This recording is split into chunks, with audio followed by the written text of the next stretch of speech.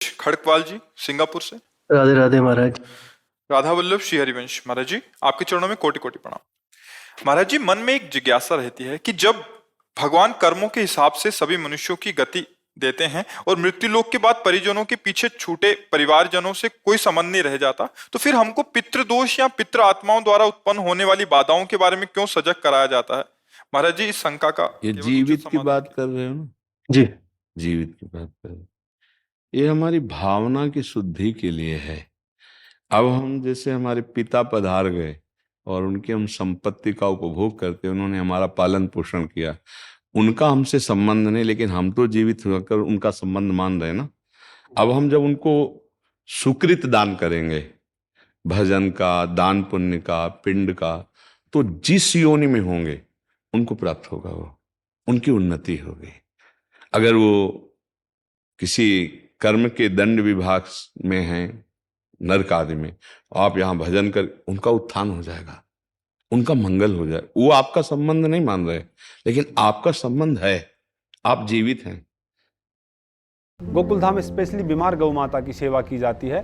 गौ आपका स्थूल शरीर जब पड़ा होता है सैया में और आप स्वप्न देख रहे होते हैं, तो आपका स्थूल जगत और स्थूल शरीर से कोई मतलब नहीं होता, लेकिन मतलब है, जगने वाले को स्थूल से मतलब होगा, होगा ना। ऐसे ही जब शरीर छूटता है तो इस स्थूल जगत का उसका संबंध विस्मृत हो जाता है, लेकिन आपका जागृत है तो आप उसका कल्याण कर सकते हैं, क्योंकि वो आपका पिता रहा है। उसको पता नहीं है, उस समय उसको ज्ञान नहीं है, लेकिन आपको पता है, तो आप उसका मंगल कर सकते हैं भजन के द्वारा, तीर्थयाटन के द्वारा, पिंडदान के द्वारा। अगर आप नहीं करते हैं तो आपका कर्तव्यहीनता होगी, क्योंकि आपका कर्तव्य बनता है। उन्होंने आपके लिए जो भी किया, अब वो चले गए, उनका कर्तव्य खत्म हो गया आपके प्रति, अब आपका कर्तव्य उनके प्रति है, क्योंकि वो आपका पिता का संबंध था।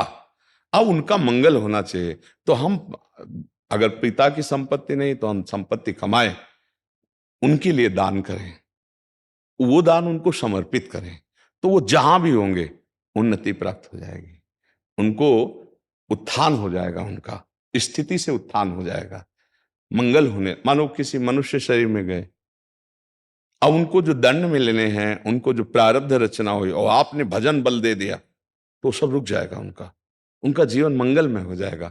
इसलिए प्रथा बनाई गई कि उनका अधूरा कार्य आप पूरा कर सकते हैं, उनको भगवत प्राप्ति करा सकते हैं। आप जब भजन करके भगवत प्राप्त होंगे, संकल्प करेंगे, तो बोले 21 पीढ़ियां तर जाती हैं, 14 आगे की और 7 पीढ़ी की, तो वो तो पिता है, उनको तो परम पद मिल ही जाएगा। उनको स्मृति नहीं है, आपको स्मृति है। अगर समझा जाए कि स्मृति क्यों नहीं रहती, तो जैसे आप स्वप्न में होते हैं तो आपको जागृत शरीर की स्मृति नहीं रहती कि वस्तुतः मेरे शरीर को सुंदर सैया पर सुलाया गया है, मैं एक स्वप्न देख रहा हूं, ऐसा बोध नहीं होता। स्वप्न सत्य होता है और ये स्थूल शरीर का विस्मरण होता है, समझ रहे ना। ऐसे ही वो जिस लोक में गए हैं, तो आपका विस्मरण हो चुका है, आपका कोई संबंध उनकी स्मृति में नहीं है। वो जहां है, जैसे अभी आप आए हैं, तो आप कहीं से आए हैं ना, पूर्व में कहीं ना कुछ थे, आपको कोई स्मरण नहीं है। लेकिन यदि पूर्व में आपका कोई संबंधी ऐसा है जो भजन तप और आपको, तो आपका ज्ञान विज्ञान प्रकाशित होने लगेगा, अचानक आपकी स्थिति बदलने लगेगी, शरीर की, स्वभाव की और वैभव की, क्योंकि आपका संबंधी कोई संकल्प कर रहा है। इसीलिए जब कोई भगवान का भक्त पैदा होता है, तो जो पितर अन्य लोकों में होते हैं, उनका परम मंगल होना निश्चित हो जाता है। तो वो कुल धन्य माना जाता है कि वो धन्य हो गया। सो कुल धन्य उमा सुन जगत पूज्य सुपनीत, क्योंकि सतरत सतरत सा लोकांतर्यति। अब उस कुल में पैदा हुआ, वो चाहे नरक में पितर हो चाहे स्वर्ग में हो, दोनों बंधन युक्त हैं।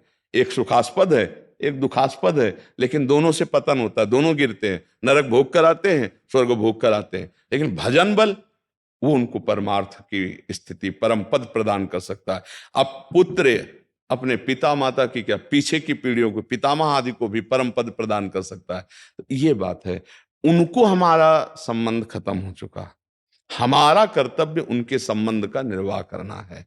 जैसे बहुत लोग हैं, पिता के लिए गया श्राद्ध आदि करते हैं, यज्ञ कराते हैं, भोज कराते हैं, पिता के निमित्त वो उसको सुकृत प्राप्त होता है। जाकर के पिता के निमित्त से भागवत कराते हैं, जप करवाते हैं, कीर्तन ये सब उसको प्राप्त होता है। तो वो जीवात्मा जो पिता बन के आया था उसको पता नहीं है, पर आपके इस दान पुण्य के बल से उसके जो दंड विधान थे वो क्षमा हो जाएंगे और आगे बढ़ जाएगा। इसलिए कहा जाता है कि जहां पुत्र हुआ, परिवार में संतान हुई, चाहे वो बच्ची हो चाहे बच्चा हो, तो को पिता प्रसन्न होता है कि अब हमारी दुर्गति नहीं होगी। ये भजन साधन अगर हमसे चूक हो गई तो ये भजन साधन के द्वारा मंगल कर देगा। लेकिन यदि ऐसा ना हुआ तो फिर पुत्र का होना ना होना बराबर है। इसलिए माना जाता है ना, संतान हो गई, हमारी आत्मा है, ये हमारे लिए कुछ करेगा। अगर हम चले भी गए तो हमारा कल्याण ये करेगा, क्योंकि हमारा वंशज है, उसके संबंध से उसको प्राप्त हो जाता है।